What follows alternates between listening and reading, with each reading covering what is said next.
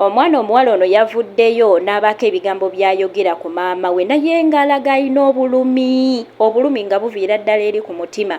Bannange okuva edda twali tukimanyi nti bamaama be bantu abakyasinze okulaga laavu eri abaana baabwe, naye okusinziira ku bigenda mu maaso ate kiraga nti bamaama tuyina engeri gye tusizeemu obukyayi oba engeri gye tuleese obulumi ku mitima gy'abaana baffe be tuzaala. Ngenda kubanga nkuwa akatambi k'omukyalo ono obe nga naye weewulirirako ku bigambo by'ayogera. Ekirala nga tetunnagenda mu katambi, bw'oba olina ssente ku layini ya Airtel mukwano, walibadde ojja ssente ezo ku layini either n'oziteeka ku banka akawunti yo oba n'ozikuumira mu kifo ekirala. Layini ya Airtel eyina ebintu byatandise okukola ku bantu abatali mu Uganda. Layini ezo zibuza netiwaaka era abalina layini za Airtel ziri on and off netiwaaka yazo. Buli muntu akomplaininga ku layini olwaleero etereera mu ssaawa busaawa ne bakulaga nti netiwaaka eri ku zero, tekuli wadde tolina kyosobola nti kujjayo ssente ku mobile money yo.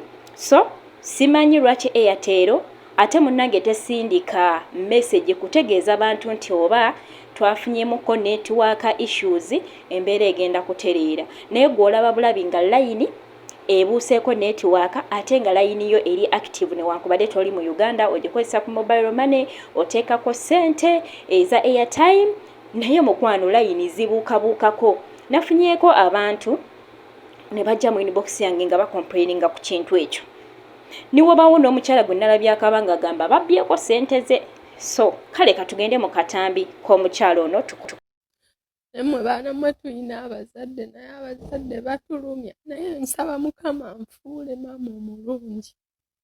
Baana mmwe njagala maama omulungi eri abaana bange. Njagala mbeere maama omulungi eyeeyagaza, atalumya, atakaabya, ataswaza.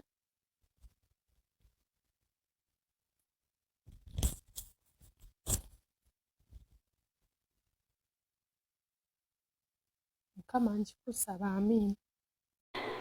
Mbakulisayo mu katambi ako. Bw'owulira omukyalo ono alina ebigambo bingi nnyo byasibidde ku mutima byatasobola kubanga ata ku media okubyogera, naye enjogera yokka gy'ayogeramu ekulaga nti waliwo ebintu maama we byamukola oba byamuyisizzaamu ebirumya omutima gwe byatasobola kwatula. Mpiseeko mu comment section ng'abakyala balina obulumi. Bannange abaana ab'obuwala balina obulumi eri bazadde baabwe. Abazadde baffe bambi mukyuseemu, mwe mutuzaala baddiya, naye mukyuseemu abaana be mwazaala balina obulumi. Bino ebintu tubadde tukimanyidde nti kale mu basajja biyinza okubeerayo kuba abasajja bo balina omutima gwa kisajja, naye abakyala Mukama yatuwa omutima ogw'ekikyala ogw'ekisa ogulina love. Era ng'obuwulira nti maama amaamira, naawe omwana ebbugumu, naawe omwana essanyu, naawe omwana ekkubo. Naye bamaama b'ennaku zino bannange mukyuseemu.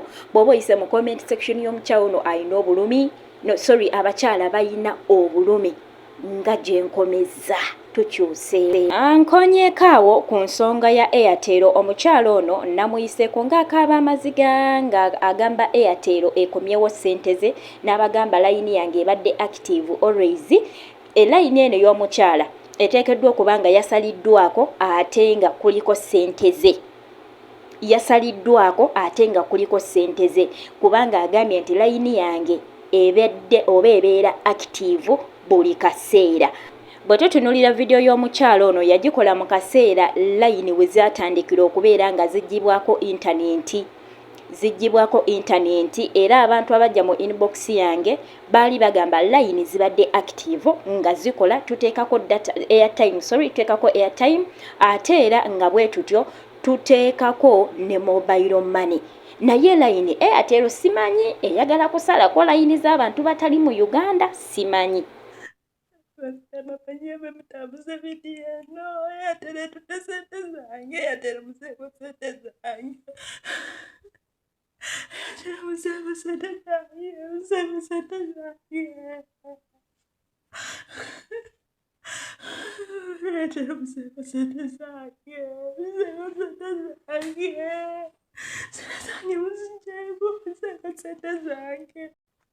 Ate olwaleero munzikirize bannange neekubireko ku kalango ab'emikwano nina Airbnb ennyumba w'osobola okuwummulirako ova bweru ova mu kitundu kyawala ojja mu kibuga Kampala onoonyaako akafo w'oyinza okuwummulirako akafo akasirifu mukwano ka Airbnb weekali ate nga mukwano ow'omwezi waba obuukinze mwezi ekyo mbagamba bulijjo nti tuteesa naye gwe ow'olunaku gibeera emitwalo 5 padde naawe abuukinga wiiki ennamba z'ennaku 7 nkugiramu olunaku lumu lwokka n'endukuwa for free naye nga obufo buno mbuyina emukono ekyengera ennamuŋŋoona obufo buno weebuli so mukwano osobola okuntuukirira ow'omwezi tuteesa kubanga we tubalamu emitwalo 5 buli lunaku ke kakadde kamu n'ekitundu ow'omwezi omulamba naye sisobola kuleegerayo eyo mukwano nedda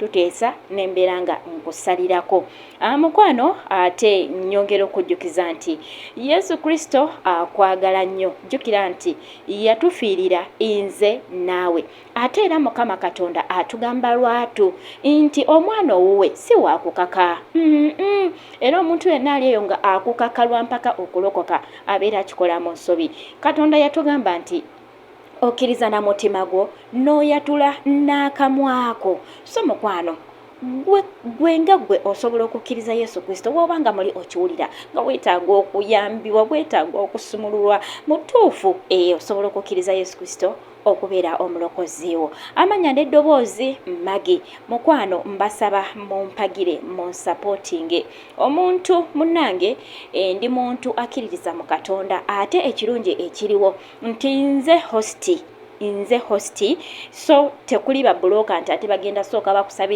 ez'obubulooka simanyi ezaaki nedda mwera